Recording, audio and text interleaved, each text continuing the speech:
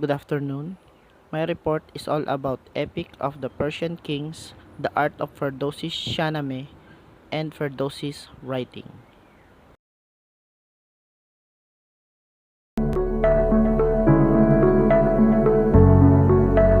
Ferdowsi, born in 935 near Tus, Iran, and died 1020 or 1026 Tus, Iran. Ferdowsi was a Persian poet and the author of Shahnameh, Book of Kings, which is one of the world's largest epic poems created by a single poet and the national epic of Greater Iran. Ferdowsi's Shahnameh is the most popular and influential national epic in Iran and other Persian-speaking nations. The Persians regard Ferdowsi as the greatest of their poets. Down through the centuries, they have continued to read and to listen to recitation from his masterwork, the Shahnameh. The language, based as the poem is on a Pahlavi original, is pure Persian with only the slight admixture of Arabic. In the darkest moment of Iran's history, one man sets out to revive its past and keep the Persian language and culture alive.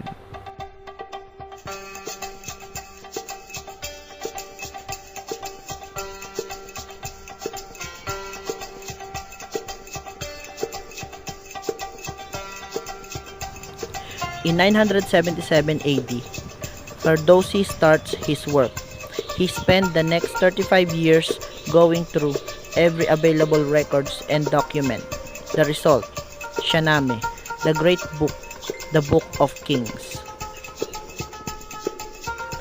The Shahnameh consists of over 50,000 rhyming couplets, each 7 times the length of Homer's Iliad, and 12 times the length of the German Nibelungen Lied.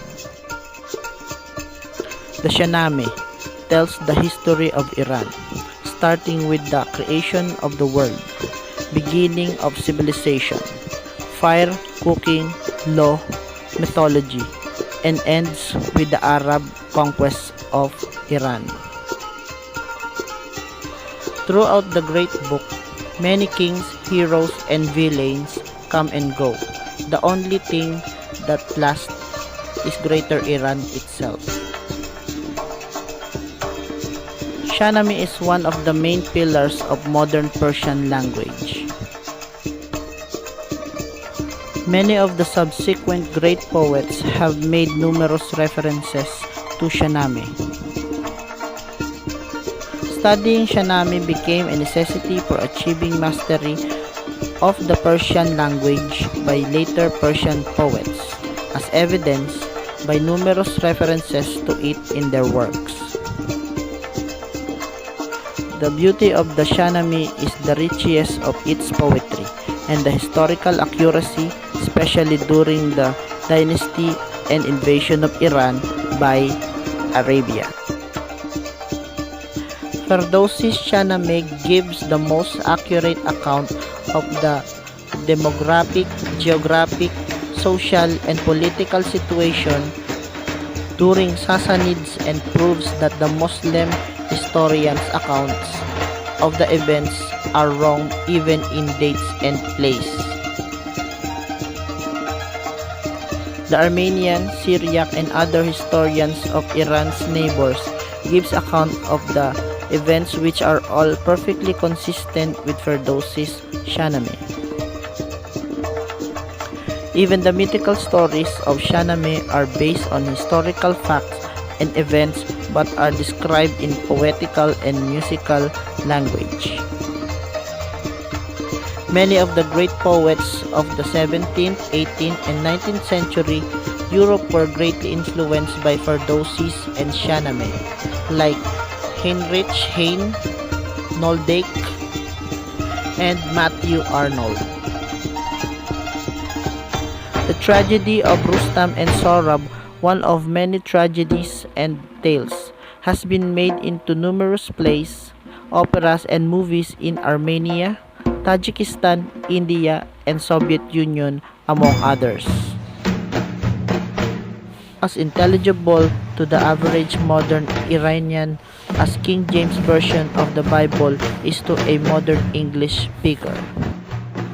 The modern language, based as a poem, is on a Pahlavi original, is pure Persian with only the slightest admixture of Arabic. It's an epic poem. It's written 1,000 years ago in Persian couplets. And it's a record, really, of the history of Iran from the earliest days right through to the end of the Persian Empire in the 7th century. It's called the King Book. Shahnameh means Book of Kings. So it's really tracing the history of Iran through the reigns of the kings. Some of these rulers, of course, are mythical. Because so much of it is rather legendary, there are great passages of battles with dragons, battles with demons. We're in the real mythic past of the Iranian people, which of course goes back way beyond history. And this is reflected in many of the stories. So some of the early kings, for instance, their role is to tame the demons who are thought to have been the inhabitants of the earth before humans really organized their own society. So there are battles against devils, against dragons, who of course are a symbol of evil. The king has to prove that he's fit to rule by defeating the forces of evil. The poet is Ferdowsi, Abul Qasim Ferdowsi. Ferdowsi is a nickname, really. It means someone from paradise, because actually he came from the town of Tus, which is in northeastern Iran. He was born about 940 and he died about 1020. So he had a long life, and most of it was devoted to the writing of this great poem. It was his life's work. It's around about 50,000 verses, and this is a massive work for a single author. It's longer than the Iliad and the Odyssey put together. He understood that his plan and his mission was really to record the history of ancient Iran before it got lost, because after the end of the Persian Empire, which is what he's describing, we have the Arab invasions, Iran is conquered by the Arabs, a new religion comes, Islam, all the changes in society and religion. So it's a very specific, self-conscious, deliberate act of recording and saving the stories and the legends and the myths of ancient Iran, as well as the more recent history. The Shahnameh became very, very popular. It was partly recited orally for entertainment, but because it was a book about kings, the new rulers of Iran, every new dynasty, they wanted to have their own copy. It was something to show off your own majesty if you commissioned a beautiful copy of the Shahnameh. And so there are hundreds of them that are illustrated. Many of them have found their way into British collections over the years, partly from Iran, and a lot of them via India. And the exhibition that we've put on in the Fitzwilliam is bringing together a choice of the best manuscripts and the best examples that actually exist in British collections, because it's really nice to see what's here right at our doorstep in the British Library, the British Museum, the Victoria and Albert Museum, some of the great collections. But these things aren't often on regular display, so it's a chance to bring them out and show the treasures off, all focusing on this one poem. I think this is a chance to see something that's not normally seen in England. Of course, for the Iranians, this is the great poem. It's Shakespeare for us, and we really ought to be more familiar with how important this poem is in Persian culture. The stories, of course, are fantastic. Some of them are very exciting, very dramatic, very tragic. But the manuscripts themselves, of course, this is really the highlight of it. Seeing the care that's been lavished on producing them, I think it's really an opportunity to realize the wealth and the meticulous skills and the very different vision too, because the paintings don't look like European paintings. You know, there's usually no perspective. Sometimes as time goes on, it becomes more and more fantastic in a way. I mean, the horses are blue or pink. It's a sort of a fantasy world, but nevertheless, it's one that's full of some moral meanings as well, because it's all about ruling with justice, about loyalty, all the values that society should hold dear. And I think it's very important and also exciting to see these things actually embodied in this great poem, which had so much attention focused on it in Iran and so much care in the production of the manuscripts. The exhibition isn't travelling anywhere else, so this is the unique chance, really, to get a full view. There are over 100 items in the exhibition, one or two ceramics, that's pots with lines from the Shahnameh decorating them, one or two other things inspired by the Shahnameh, but basically they're manuscripts and manuscript painting because this is the main literary and artistic tradition that Shahnameh falls in.